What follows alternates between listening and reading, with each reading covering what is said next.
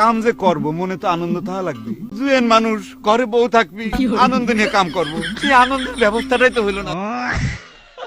তখনই সুন্দরী একটা পাখি এসে বসে এন্ড জামা খুলে পানিতে ঝাঁপিয়ে পড়ে। কোনো মাইয়া আমার চয়েস করে না।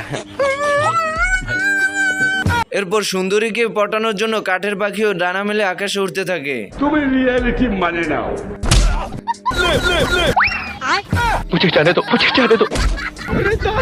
আর তখনই এই বলদের পিছন দিয়ে সুন্দরী পাখি নাচতে নাচতে যাচ্ছিল।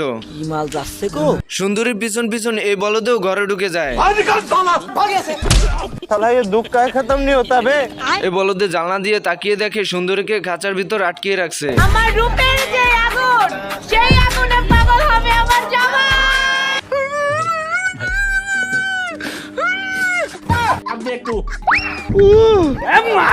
খাঁচা থেকে তো সুন্দরীকে ছাড়িয়ে ফেলে, কিন্তু কাঠের পাখি হওয়ার কারণে সবাই হাসাহাসি করে।